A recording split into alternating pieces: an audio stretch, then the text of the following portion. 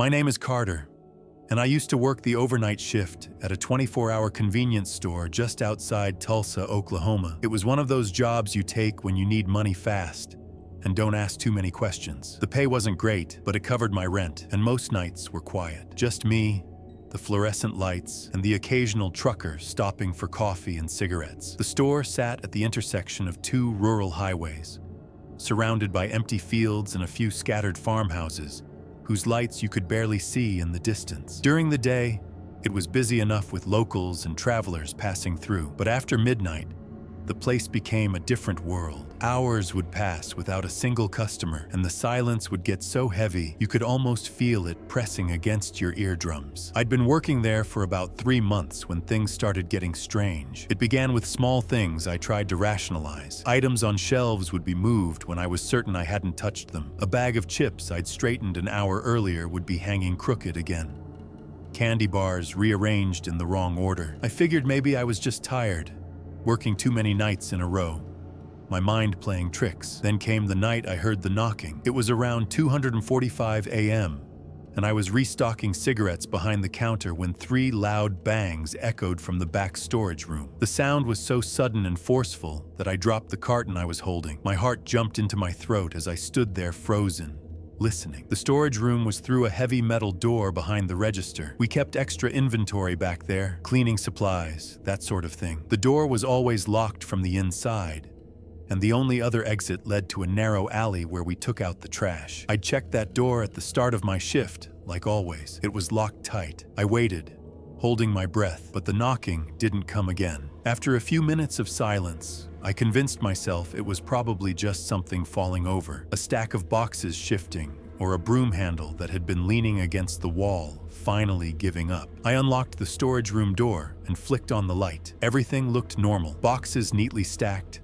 cleaning supplies in their usual spots. The back door still closed and locked from the inside. I did a quick walkthrough, checked behind the shelves, and found nothing out of place. Satisfied, I turned off the light and went back to work. But the knocking happened again the next night. Same time, same pattern. 3 heavy bangs that seemed to come from deep inside the storage room. This time I didn't hesitate. I grabbed the baseball bat my manager kept under the counter and went straight back there, flipping on every light switch I could find. Again, nothing. The back door was locked. No windows were broken.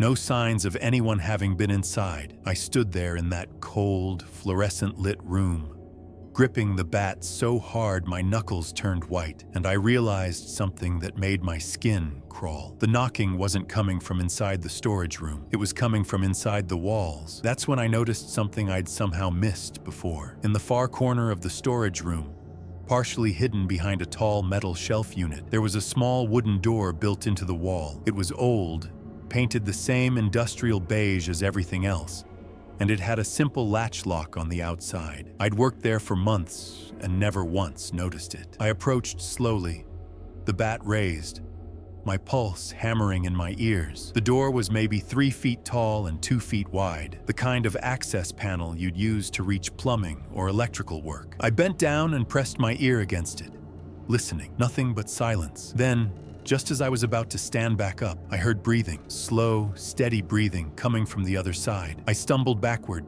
nearly tripping over a box of paper towels. My hands were shaking so badly I could barely hold the bat. I ran back into the store, locked the storage room door, and called my manager. He answered on the 4th ring, his voice thick with sleep and irritation. When I explained what happened, he sighed and told me I was probably hearing the building's ventilation system, or maybe rats in the walls. He said the little door I'd found led to a crawl space that ran beneath the store, used decades ago for maintenance, but sealed up long before he took over. He assured me there was no way anyone could be inside, because the only entrance was that small door, and it was always latched from the outside. I wanted to believe him, but something didn't sit right. If the crawl space was sealed, why did I hear breathing? Why did it sound so human? My manager told me to finish my shift, and that we'd talk about it in the morning. He hung up before I could argue.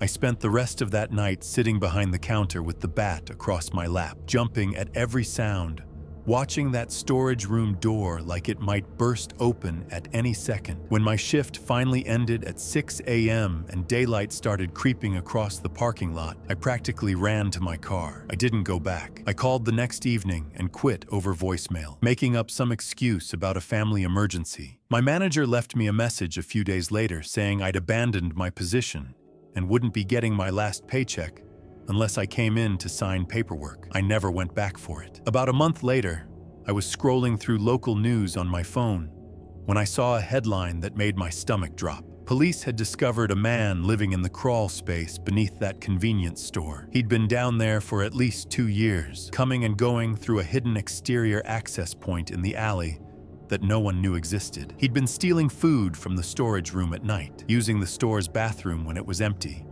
and apparently watching the employees through gaps in the ventilation grates. The article said he was arrested after a new employee heard strange noises and called the police immediately instead of brushing it off like everyone else had. They found a makeshift living space down there.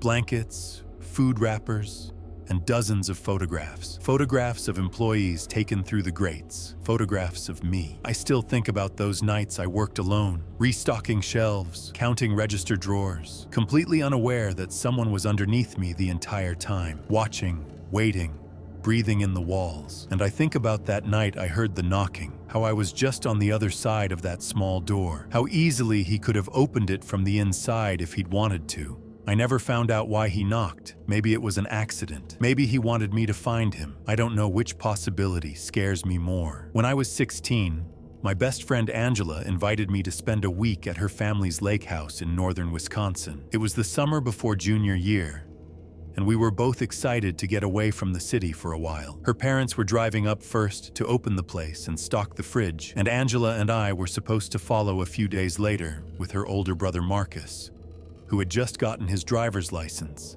and was eager to make the 3-hour drive. The lake house was beautiful, exactly the kind of place you see in vacation photos. Tall pine trees surrounded the property, and you could see the water sparkling through the branches. The house itself was a 2-story cabin with a wraparound deck and a small dock that stretched out into the lake. Angela had been going there every summer since she was little, and she couldn't wait to show me all her favorite spots. We arrived late afternoon on a Thursday. Angela's parents had left that morning to drive back to the city for work, leaving the 3 of us alone for the next few days. They'd be back on Sunday to pick us up. Marcus immediately claimed the master bedroom upstairs, leaving Angela and me to share the guest room with the bunk beds. We didn't mind. We stayed up half the night talking and laughing, the way teenage girls do, making plans for all the swimming and hiking we'd do over the next few days. Friday morning, we woke up to Marcus cooking breakfast, pancakes and bacon that filled the whole house with the smell of butter and maple syrup. After we ate, we spent the day down by the water.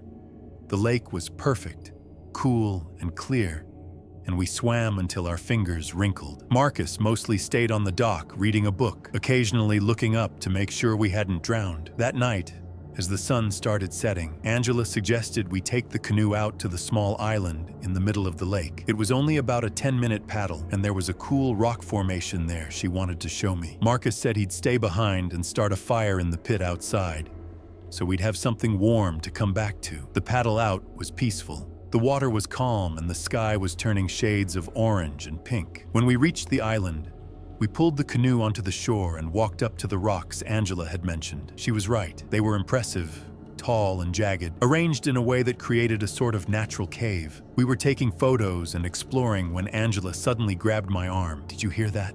she whispered. I stopped and listened. At first, all I heard was the gentle sound of water lapping against the shore and the wind moving through the pine trees. Then I heard it, a voice. It was faint, but distinct, coming from somewhere deeper in the island's wooded interior. It sounded like someone calling for help, the voice weak and desperate. Angela and I looked at each other, unsure what to do. The island was small, maybe 100 yards across, and we'd always been told it was uninhabited. There were no other houses or docks, no reason anyone should be out here. The voice called out again, closer this time. "Please help me, I'm hurt." Angela started moving toward the sound, and I followed, even though every instinct I had was screaming at me to get back in the canoe. We pushed through the trees, branches scratching at our arms, until we came to a small clearing. That's when we saw him. A man, probably in his 30s, sitting on the ground with his back against a tree. He was wearing dirty jeans and a torn jacket, and his face was covered in scratches. When he saw us,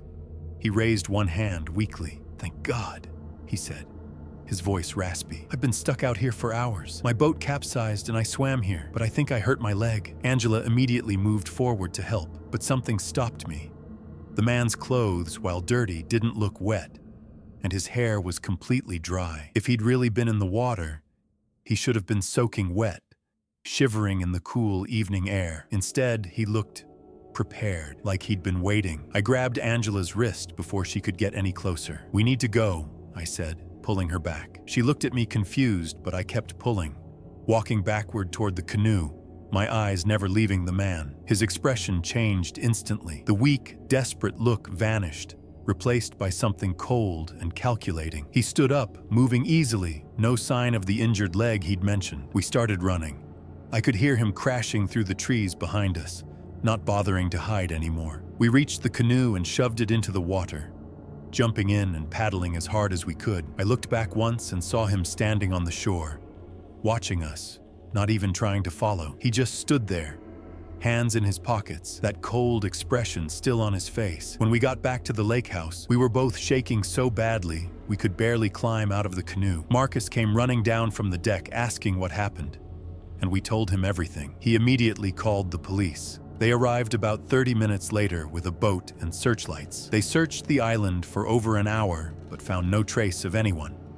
No footprints, no signs of a camp, nothing. The officer who took our statement said it was possible someone had been out there and managed to leave before they arrived. Maybe had a kayak hidden somewhere. But he also said we'd done the right thing by leaving when we did. He mentioned there had been incidents in the area over the past few summers.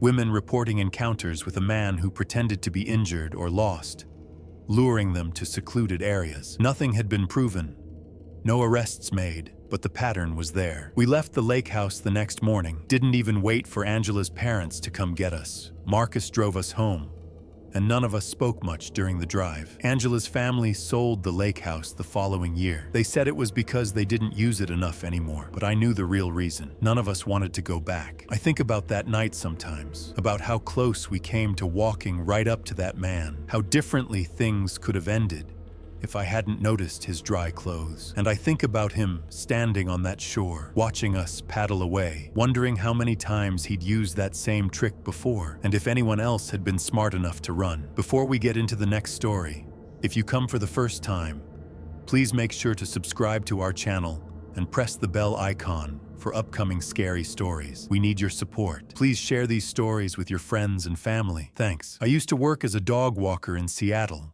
one of those gig jobs where you sign up through an app and clients book you based on your profile and reviews. It was perfect for me at the time because I was between jobs and needed something flexible while I figured out my next move. Most of my clients were professionals who worked long hours and felt guilty leaving their dogs home alone all day. I'd show up, take their dog for a walk around the neighborhood, snap a few photos for the app, and move on to the next one. One of my regular clients was a woman named Patricia. She lived in a nice townhouse in Capitol Hill and had this adorable golden retriever named Sunny. Patricia was probably in her early 50s, always dressed impeccably, and worked some high-powered job downtown that kept her at the office until at least 7 or 8 every night. She'd leave a key for me in a lockbox by her front door, and I'd let myself in, grab Sunny, and take him for his afternoon walk. Sunny was the easiest dog I worked with. He never pulled on the leash, never barked at other dogs,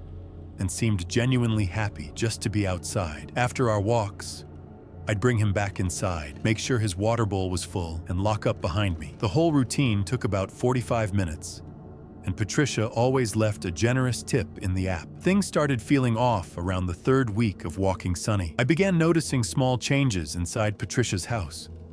At first, it was minor stuff that I almost didn't register. A coffee mug left on the kitchen counter when I was certain there hadn't been one there the day before. A jacket draped over the back of a chair that I didn't remember seeing. Mail stacked differently on the entry table. I convinced myself I was just being forgetful, not paying enough attention, but then I started noticing bigger things. One afternoon, I walked in to find the living room furniture rearranged slightly. The couch had been moved a few inches to the left, and the coffee table was angled differently. It was subtle enough that you might not notice if you didn't spend time there regularly. But I'd been coming to this house 5 days a week for almost a month. I knew what it normally looked like. I almost mentioned it to Patricia through the app's messaging system.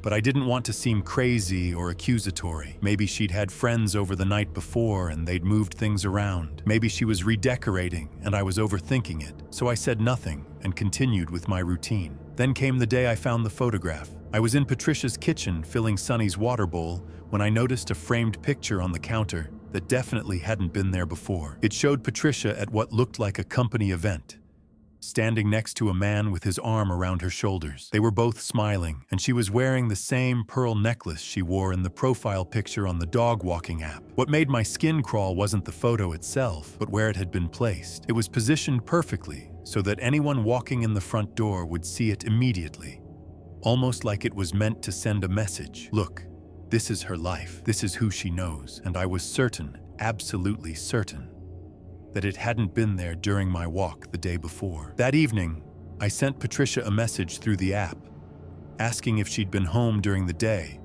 or if anyone else had access to her house. I tried to keep it casual, like I was just confirming details, but my hands were shaking as I typed. She responded within an hour saying no, she'd been at the office all day like usual, and that I was the only person besides her with a key to the house. Then she asked a question that made my stomach drop. Why? Is something wrong? I didn't know how to answer. I couldn't exactly say I thought someone had been in her house without sounding paranoid, but I also couldn't shake the feeling that something was very wrong. I told her everything was fine, that I was just double-checking for my records, and left it at that. The next day, I arrived at Patricia's house at my usual time around 2 p.m. I entered the code on the lockbox, retrieved the key, and unlocked the front door. Sunny bounded up to greet me, tail wagging, completely unaware of my growing anxiety. As I bent down to attach his leash, I noticed something that made me freeze. There was a man's jacket hanging on the coat rack by the door. It was a dark blue windbreaker,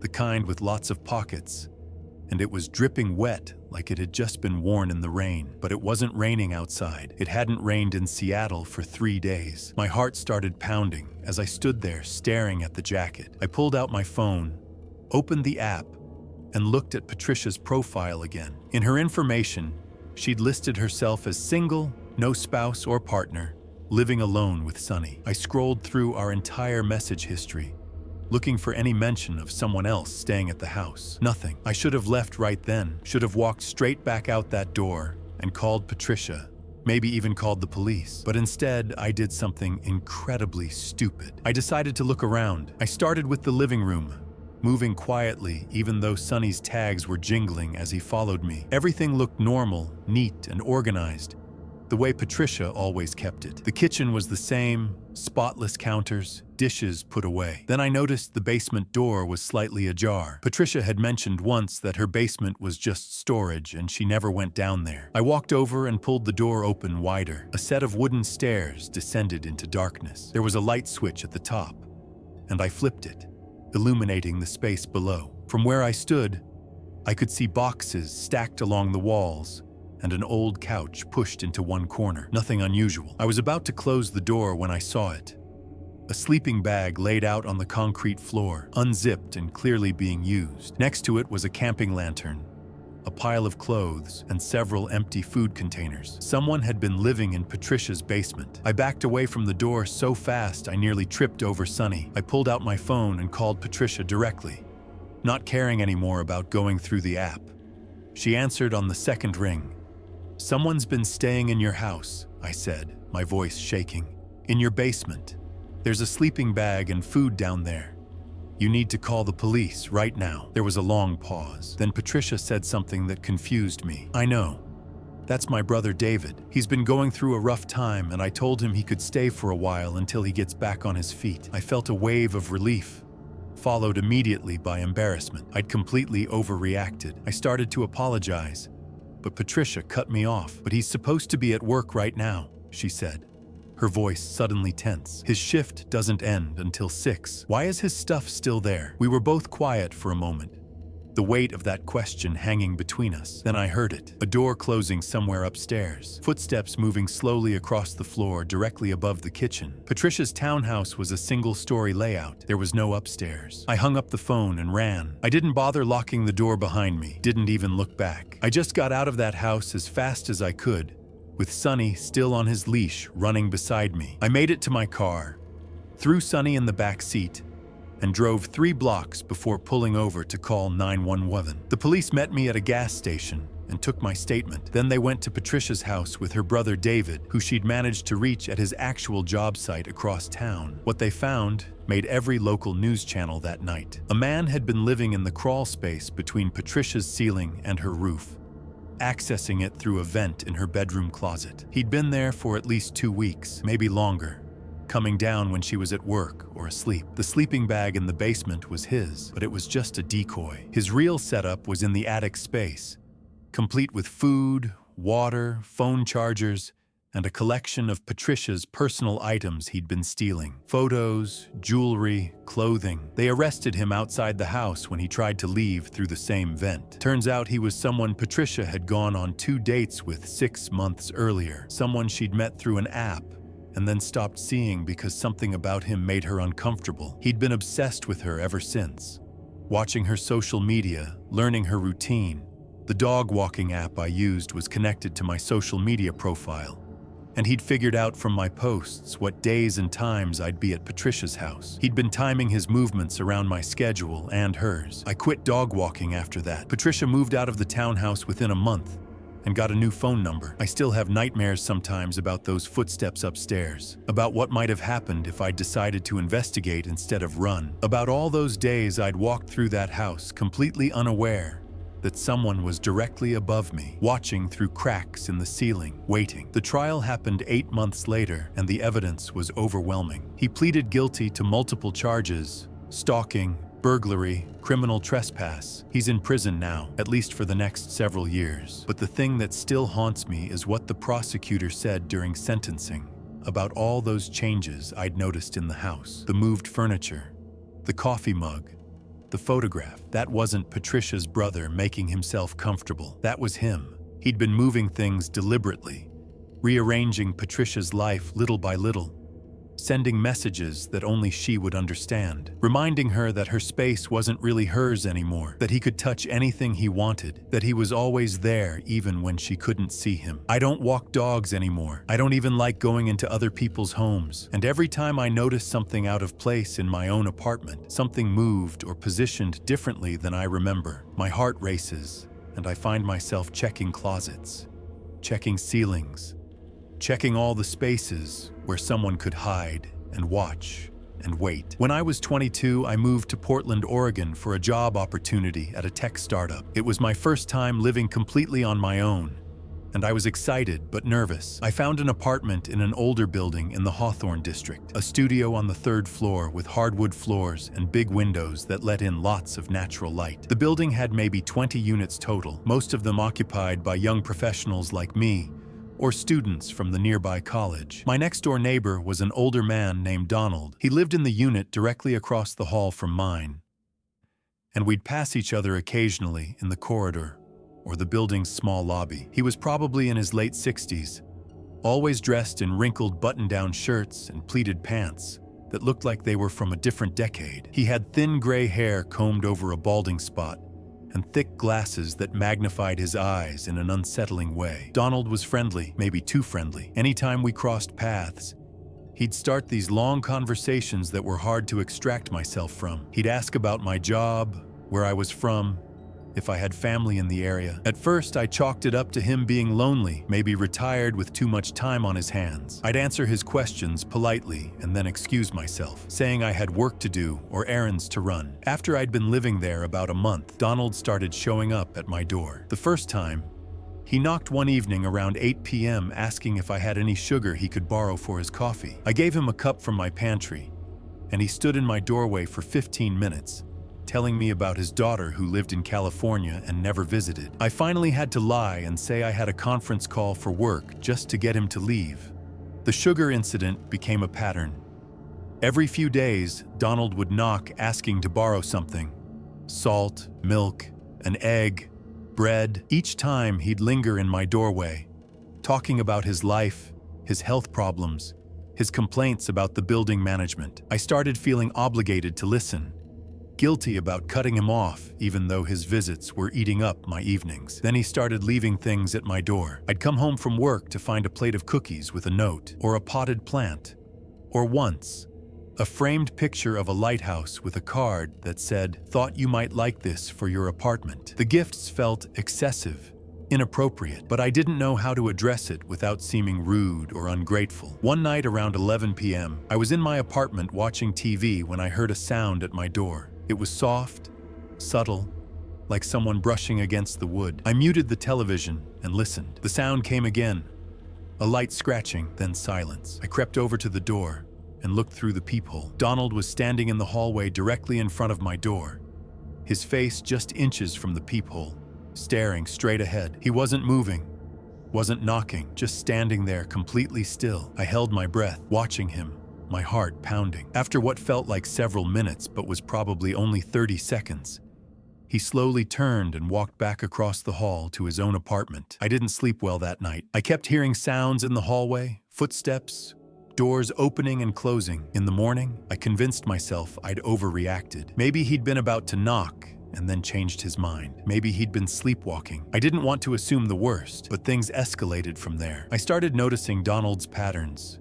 He seemed to know exactly when I came home from work, when I left in the mornings, when I went to the gym on weekends. He'd time his trips to the mailbox or the laundry room to coincide with mine, engineering these chance encounters, where he'd act surprised to see me even though it happened too often to be coincidental. Then I started getting phone calls from an unknown number. I'd answer and hear nothing but breathing on the other end before the line would go dead. It happened multiple times a day, always from different numbers. I blocked each one, but new ones would call. When I mentioned it to a coworker, she suggested I file a report with my phone carrier, but I didn't think there was much they could do. One evening, I was bringing groceries up from my car when I noticed Donald standing at his window watching the parking lot. When he saw me looking up, he didn't move away or try to hide. He just raised one hand in a slow wave, his face expressionless behind the glass. That night, I decided to search for Donald online. I'd never bothered before, but now I needed to know who I was dealing with. I found his Facebook profile easily enough, though it hadn't been updated in years. The few posts he had were rambling, disconnected thoughts about being lonely and people not appreciating him. Nothing overtly threatening, but unsettling in their desperation. Then I found something else, a news article from 12 years earlier about a restraining order filed against a man named Donald Herschel, matching my neighbor's age and appearance. The article was brief, just a few paragraphs, but it mentioned he'd been ordered to stay away from a woman in Beaverton after repeatedly showing up at her workplace and home. The woman reported feeling increasingly unsafe and said he'd been leaving gifts and making unwanted contact for months. My stomach dropped. This wasn't just a lonely old man. This was someone with a documented history of harassing women. The next morning, I went to the building manager's office and explained the situation. I showed her the article, told her about the constant visits and the gifts and the phone calls, and the night I saw him standing at my door. She looked concerned and said she'd speak to him, but also explained that as long as he wasn't directly threatening me or breaking any building rules, there wasn't much she could do. He was a tenant in good standing, had lived there for 8 years. I asked about breaking my lease early, and she gave me the paperwork. But there were fees, penalties that would cost me thousands of dollars I didn't have. I felt trapped. That night, I installed a doorbell camera, one of those wireless ones that sends alerts to your phone whenever it detects motion. The first alert came at 1:47 a.m. I grabbed my phone from the nightstand and opened the app. Donald was standing at my door again, but this time he was doing something. He had a piece of paper and was sliding it underneath my door, working it back and forth carefully until it disappeared into my apartment. Then he stood there for a moment, looking straight at the camera, even though it was tiny and hidden in the doorbell design. He smiled, a slow, deliberate smile, and walked away. I didn't move. I stayed in my bed, covers pulled up to my chin, staring at my closed bedroom door. The piece of paper was somewhere on the floor just beyond it, and I couldn't bring myself to go look at what it said. I waited until morning, until daylight was streaming through my windows. and I could hear other tenants moving around in the building. The paper was a handwritten note. "I know you've been asking about me. We need to talk. Come to my apartment tonight at 8. Don't ignore this." I called the police immediately, showed them the note and the doorbell camera footage, and the article I'd found online. They went to Donald's apartment and spoke with him. When they came back, they told me he'd claimed the note was just an invitation to talk, nothing threatening. He'd seemed confused about why I was upset, said he thought we were friends. The officer told me that unfortunately, without a direct threat or criminal act, they couldn't arrest him, but they documented the incident and advised me to file for a restraining order. They also suggested I might want to stay somewhere else for a few days while things cooled down. I left that afternoon. I took a suitcase of clothes, my laptop, important documents, and went to stay with a coworker who had a spare room. I filed for the restraining order the next day, and it was granted temporarily pending a court hearing. Donald was served with the order, which meant he legally had to stay at least 100 feet away from me. I never went back to that apartment. I paid the fees to break my lease, had a moving company pack up my belongings, and put everything in storage. The financial hit was brutal. Set me back months, but I didn't care. I couldn't live across the hall from him anymore. Couldn't walk past his door every day knowing he was on the other side, listening, waiting. The restraining order was made permanent after the court hearing. Donald didn't contest it. He didn't even show up to the hearing. The building manager told me later that he'd moved out 2 weeks after I did. Didn't give any notice. Just packed up in the middle of the night and left. I never found out where he went, and I don't want to know. Sometimes I wonder about the next woman he'll fixate on, the next person who'll make the mistake of being polite to a lonely old man who seems harmless until he's not. I wonder if she'll recognize the warning signs faster than I did, if she'll trust her instincts before things escalate. I live in a different building now, in a different part of the city, and I don't tell my neighbors anything about myself. No small talk, no personal details, just polite nods in passing. I have 3 locks on my door and cameras covering every angle of my apartment entrance. Maybe it's paranoia, or maybe it's survival. After everything with Donald, I've stopped trying to figure out the difference. Before we get into the next story, if you come for the first time, please make sure to subscribe to our channel and press the bell icon for upcoming scary stories. We need your support. Please share these stories with your friends and family. Thanks. My younger sister Melissa and I grew up in Phoenix, Arizona, in a typical suburban neighborhood where everyone knew everyone else. When I was 19 and she was 15, our parents decided to take a 2-week vacation to Europe, something they'd been planning and saving for years. It would be their first trip overseas, and they were incredibly excited. They didn't want to pull Melissa out of school for 2 weeks, and I'd taken a semester off from community college to work and save money, so it made sense for me to stay home and look after her. Our parents laid down extensive rules before they left. No parties, no visitors except Melissa's approved friends. Keep the doors locked.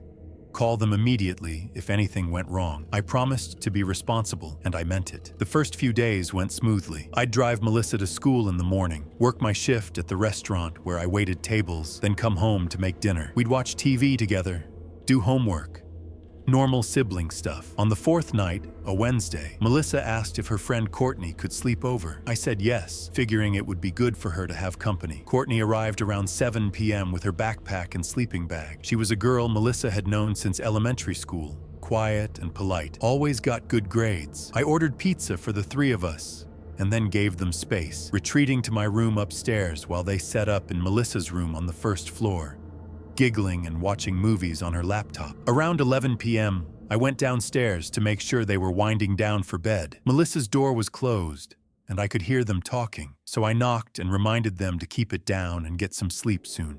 Melissa called back that they would, and I went back upstairs. I fell asleep quickly, tired from my shift at work. What woke me up was the sound of breaking glass. I shot up in bed, heart pounding, completely disoriented. For a second I thought I dreamed it, but then I heard footsteps, heavy and deliberate, coming from somewhere downstairs. I grabbed my phone from the nightstand and crept to my bedroom door, opening it just wide enough to listen. The footsteps were in the kitchen now, and I could hear cabinets opening and closing. My first panicked thought was that Melissa and Courtney had snuck downstairs for a snack, but the footsteps were too heavy, too slow. These weren't teenage girls trying to be quiet. This was someone moving through our house like they belonged there. I pulled up the text thread with Melissa and typed, "Where are you?" My hands were shaking so badly I could barely hit the right keys. The 3 dots appeared immediately, showing she was typing back. "In my room with Court, why?" My blood went cold. I typed back,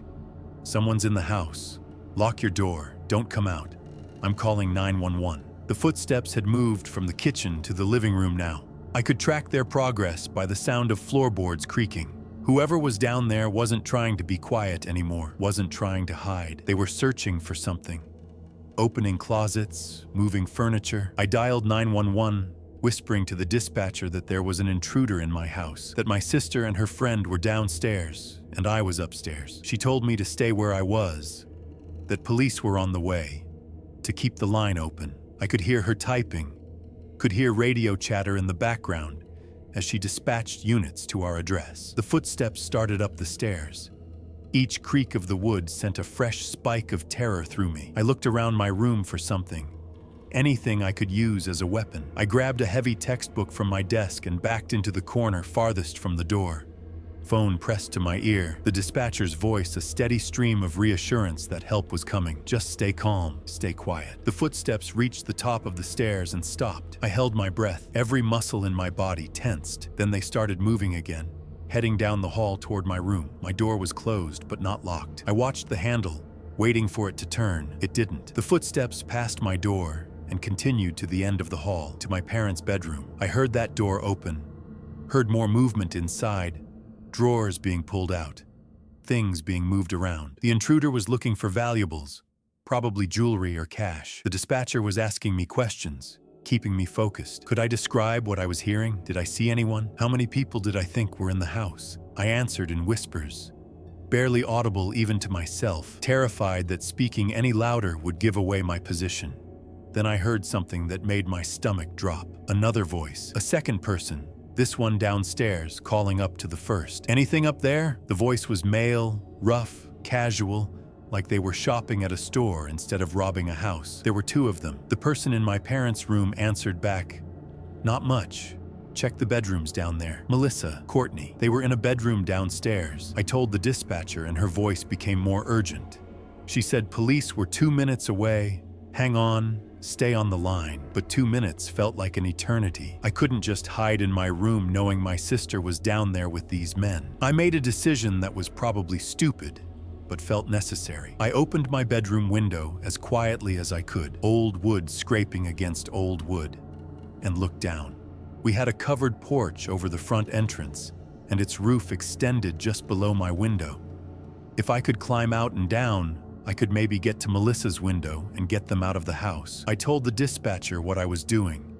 She begged me not to wait for police, but I was already moving. I dropped my phone on my bed, still connected to the call, and climbed out the window onto the porch roof. The shingles were rough under my bare feet, and I had to move carefully to avoid making noise. I could see flashing lights in the distance now coming down our street. The police were almost there. I just needed to get to Melissa and Courtney before the men downstairs did. I reached the edge of the porch roof and looked down at Melissa's window. It was dark inside, curtains drawn. I lowered myself over the edge, hung from the gutter for a second, and dropped the last few feet to the ground, landing in our front bushes. The impact knocked the wind out of me, but I didn't stop. I scrambled around to Melissa's window and tapped on the glass. Her face appeared immediately, pale and terrified. Courtney was behind her. I gestured for them to open the window, and they did, hands fumbling with the lock. I helped pull them through one at a time.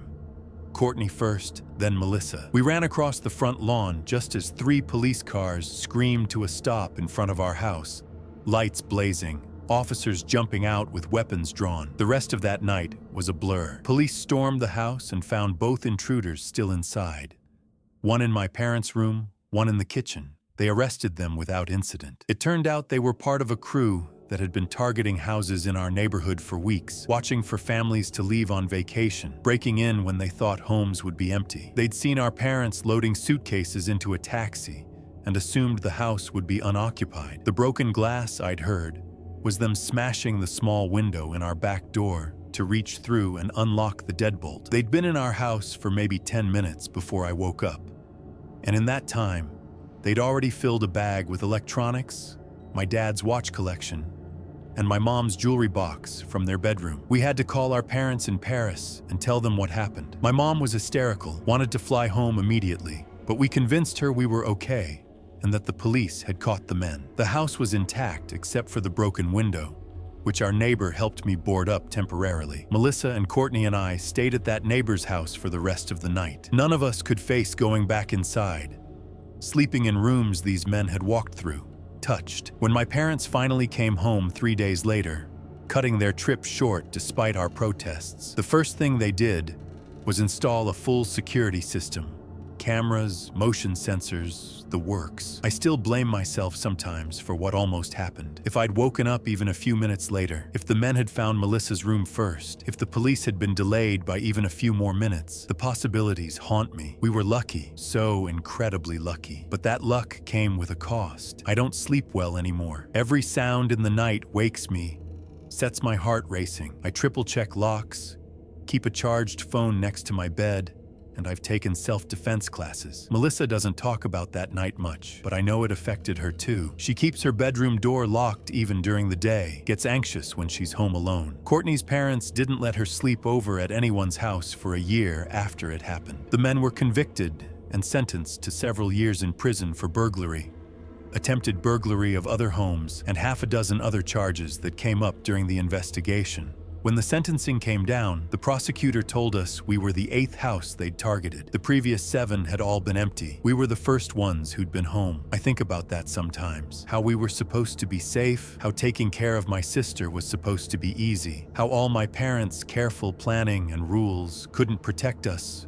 from 2 strangers with a bag of tools and bad intentions. And I think about those moments crouched in my room, listening to footsteps in the hall, knowing that a thin wooden door was the only thing between me and whoever was on the other side. That's a kind of helplessness that stays with you, that changes how you see the world, how you trust the safety of your own home. We moved out of that house the following year. My parents said it was because they wanted something closer to their jobs, a shorter commute, but I knew the real reason. None of us felt safe there anymore. The new place has a security gate, a monitored alarm system, and no trees close enough to the house for anyone to climb. Maybe it's overkill. Maybe it's just what we need to sleep at night. I can't tell the difference anymore. My name is Josh, and I've been working as a long-haul truck driver for about 7 years now. I haul freight all over the western United States, mostly between California and Montana, sometimes dipping into Idaho and Wyoming depending on the contracts. It's a solitary job, which suits me fine. Long hours on empty highways, listening to podcasts or talk radio, stopping at familiar truck stops to grab a meal and a few hours of sleep before getting back on the road. Most of the places I stop are interchangeable. Same layout, same food, same tired workers behind the counter who've seen thousands of drivers just like me pass through without giving any of us a second thought. You get used to the monotony, find comfort in it even. But there's one truck stop I will never go back to, no matter how convenient the location or how desperately I need fuel. It's off Interstate 90 in Montana, about 40 miles west of Billings, the kind of place that looks like it was built in the 70s and hasn't been updated since. Faded sign, cracked pavement, a handful of gas pumps under flickering lights. The building itself is small, probably seats 20 people max, with a convenience store attached to a diner. I'd stopped there dozens of times over the years, never had any problems, never thought twice about it. This particular night was in late October, around 9 p.m. I'd been driving since early morning and was exhausted, fighting to keep my eyes open for the last hour. When I saw the exit sign for that truck stop, I felt a wave of relief. I'd grab some coffee, maybe a sandwich, use the restroom, and then park in the lot for a few hours of sleep. The parking lot was mostly empty, just a couple of other trucks at the far end, and a handful of cars near the building. I pulled my rig into a spot near the entrance, killed the engine, and climbed down from the cab. The air was cold, much colder than I'd expected, and I could see my breath in the glow of the parking lot lights. Inside, the place was nearly deserted. A middle-aged waitress was wiping down tables, and an older man in a trucker cap sat at the counter nursing a cup of coffee. Behind the register, a young woman in her early 20s was scrolling through her phone, looking bored. I nodded to her as I passed, heading straight for the coffee station. I filled a large cup, grabbed a pre-made sandwich from the cooler, and brought both to the register to pay. The young woman barely looked up from her phone as she rang me up, mumbling the total in a flat, disinterested voice. I paid in cash, thanked her, and turned to find a booth where I could eat and wake myself up a bit. That's when I noticed the man sitting in the corner booth by the window. I hadn't seen him when I first walked in, probably because the lights in that corner were dimmer than the rest of the diner, but now he was impossible to miss. He was staring directly at me, not even trying to hide it, his eyes fixed on my face with an intensity that made my skin prickle. He was probably in his 50s, wearing a stained denim jacket over a flannel shirt. His hair was long and greasy, pulled back in a ponytail, and his face had the weathered, sunken look of someone who'd lived a hard life. But it was his eyes that bothered me. They were wide, unblinking, and filled with something I couldn't quite identify. Recognition, maybe? Anger? I didn't know him, I was certain of that, but he was looking at me like we had history. I broke eye contact and chose a booth on the opposite side of the diner, as far from him as I could get. I sat down with my back to the wall, years of driving instinct telling me to always know where the exits are, and unwrapped my sandwich. I tried to focus on eating, on the coffee warming my hands, but I could feel his eyes on me. Every few seconds, I'd glance over and he'd still be staring, his expression unchanged. After about 10 minutes, I couldn't take it anymore. I stood up, left half my sandwich on the table, and headed for the restrooms in the back. Maybe by the time I came out, he'd have lost interest or left entirely. The restroom was small and dingy, one urinal and one stall, fluorescent light buzzing overhead. I used the urinal and was washing my hands when I heard the door open behind me. I glanced in the mirror above the sink, and my stomach dropped. It was him, the man from the corner booth. He stepped inside and let the door swing shut behind him, then just stood there, blocking the only exit, arms crossed over his chest. "Can I help you?" I asked, trying to keep my voice steady. My heart was hammering, but I didn't want to show fear. Sometimes these situations diffuse themselves if you stay calm. He didn't answer, just kept staring at me with those unsettling eyes. "I don't know you," I said, turning to face him fully, "and I don't want any trouble. I'm just trying to eat and get back on the road." He tilted his head slightly, like he was considering my words. Then he spoke, his voice low and gravelly. "You took something from me." "I don't know what you're talking about," I said, which was true. I'd never seen this man before in my life. "You took her," he said, taking a step closer. "You put her in your truck, and you drove away. I saw you." My mind raced. I had no idea what he was talking about. I'd never taken anyone in my truck, never given rides to strangers. This man was either seriously confused or seriously disturbed, and I didn't want to find out which. "You've got the wrong person," I said firmly. "I've never met you, and I've never taken anyone from anywhere. You need to let me leave." He didn't move. We stood there in that cramped, fluorescent-lit bathroom, the air thick with tension. I could hear the buzz of the light overhead, could smell the chemical scent of the cheap soap on my hands, could feel every second stretching out like an eternity. Then the door opened behind him, and the waitress poked her head in. "Everything okay in here?" she asked, her eyes darting between us. The man turned to look at her, and in that split second of distraction, I moved. I pushed past him, harder than I needed to, and practically ran out of the restroom. The waitress jumped back, startled, and I heard the man behind me start to follow. I didn't stop. I grabbed my keys from the booth where I'd been sitting, left money on the table for the food, and headed straight for the exit. Behind me, I heard the waitress yelling at the man to stop, heard his heavy footsteps on the diner's tile floor, heard chairs scraping as the other customers turned to see what was happening. I burst through the doors into the cold night air and sprinted to my truck, my breath coming in ragged gasps.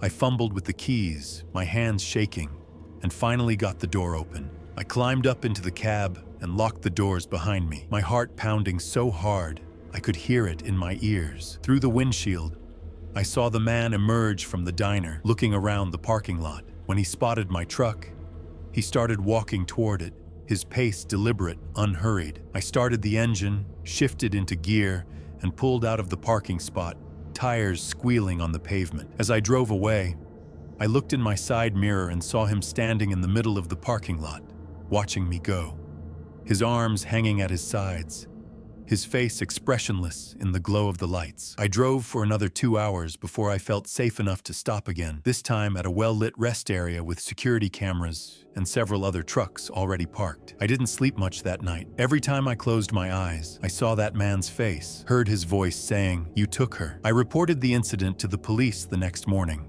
calling from a truck stop in Wyoming. I gave them a description of the man and the location, told them everything that had happened. They said they'd send someone to check it out, but I never heard back about whether they found him or what they discovered. I've driven that stretch of I-90 dozens of times since then, but I always take a different exit now, stop at different places. I don't want to risk running into him again, don't want to find out what he really believed I'd done, or what he might have been planning to do in that bathroom if the waitress hadn't interrupted.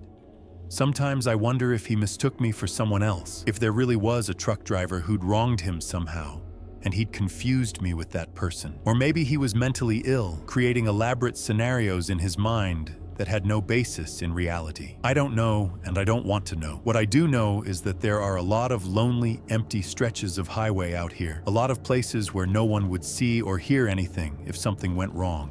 And there are people out there, wandering through truck stops and rest areas, carrying their demons with them, looking for someone to blame for whatever pain they're carrying. I'm more careful now about where I stop, about making eye contact with strangers, about letting my guard down even for a moment. The road is my office, my livelihood, but it's also full of unknowns, of people you can't predict or prepare for. That man in Montana taught me that lesson in the most visceral way possible, and it's one I won't forget. I used to manage a storage facility on the outskirts of Nashville, Tennessee. It was one of those large complexes with hundreds of units ranging from small closets to garage-sized spaces, everything temperature-controlled and secured with electronic key codes. The job was easy most of the time. People would come in, rent a unit, fill it with their stuff, and I'd rarely see them again, except when they came by to grab something or when their payment was due. The facility was open 24 hours for existing customers, which meant they could access their units anytime using their personal codes. But the office where I worked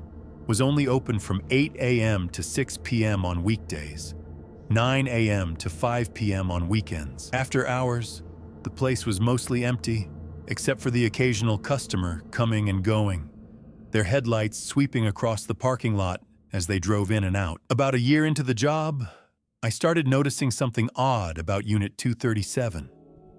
It was a medium-sized unit in one of the back rows, rented by a man named Leonard Pritchett. He'd been a customer for about 3 years, always paid on time, never caused any problems. I'd maybe seen him twice in person during the entire time he'd rented from us, both times just briefly when he stopped by the office to update his payment information. What struck me as odd was how often he accessed his unit. Our system tracked every time someone used their key code, and Leonard's code was showing up multiple times a day, every day, including overnight. He'd be in and out at 2 a.m., then again at 5 a.m., then maybe again at noon, then late evening. No discernible pattern, but constant activity. At first, I assumed he was using the unit for some kind of business, maybe storing inventory and making frequent trips to restock or fulfill orders. It wasn't against our rules, as long as he wasn't running the business out of the unit itself.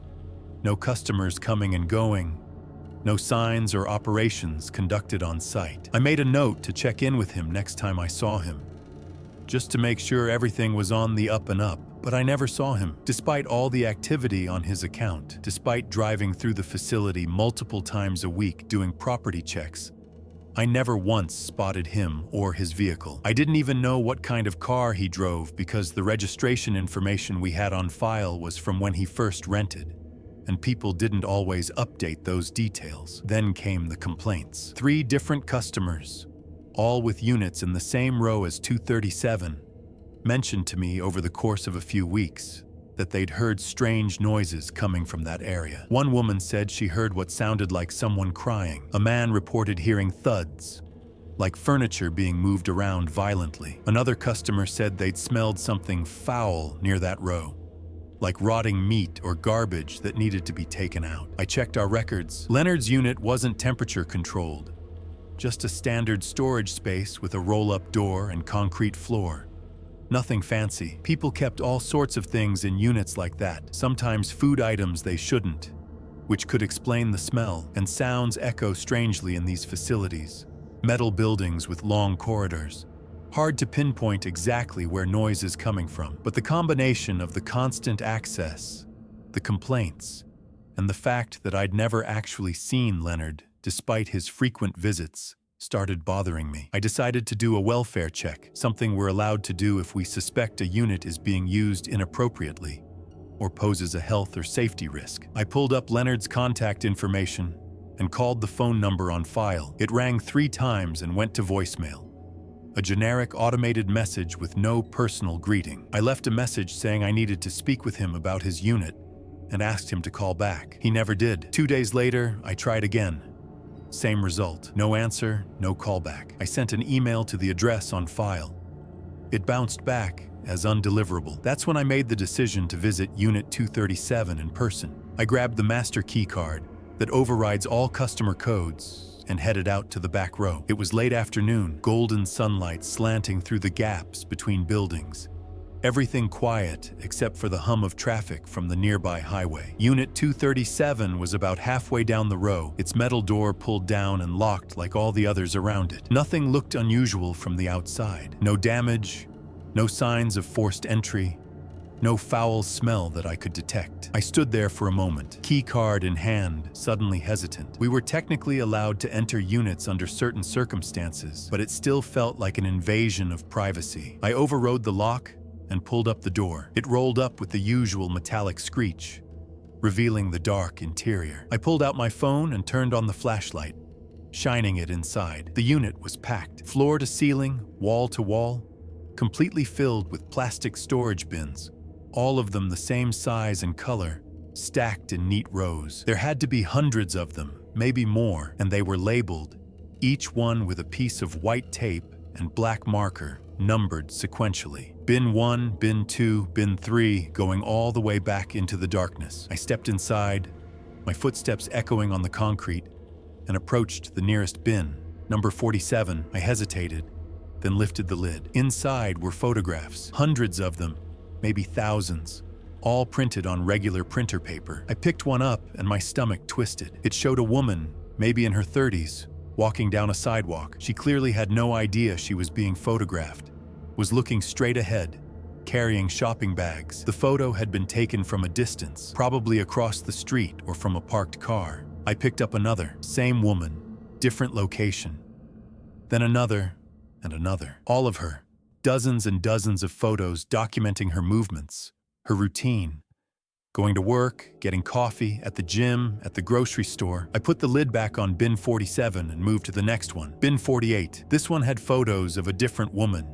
Younger, maybe mid-20s, same thing. Candid shots taken without her knowledge. Her entire life documented and filed away. My hands were shaking as I opened more bins. Bin 25, a man in his 50s. Bin 13, a teenage girl. Bin 92, an elderly woman. Each bin contained hundreds of photos of a different person, all taken secretly, all organized meticulously. I backed out of the unit, my heart pounding, and immediately called the police. I told them what I'd found, gave them the address, and waited in my office with the door locked until they arrived. 3 police cars showed up within 20 minutes, followed shortly by detectives and what looked like a forensics team. I gave them the master key card and showed them to Unit 237. They spent hours going through the bins, photographing everything, boxing up evidence. One of the detectives told me later that they'd found over 200 bins total, each one dedicated to a different person, documenting months or years of surveillance. Some of the photos were recent, within the last few weeks. Others were years old, faded and yellowed with age. They were running facial recognition on the victims to try to identify them and notify them that they'd been stalked. They also found Leonard Pritchett, or rather, they found out who he really was. The name was fake, the address on file was a vacant lot. The phone number belonged to a prepaid burner. His credit card payments were made through an online account that was set up with more false information. The detectives said he'd clearly planned everything carefully, creating a ghost identity specifically to rent the unit without being traced. They never caught him. Despite press coverage, despite publicizing the case and asking for tips, Leonard Pritchett, or whoever he really was, vanished completely. The facility's security footage showed a man matching the description Leonard had given when he first rented.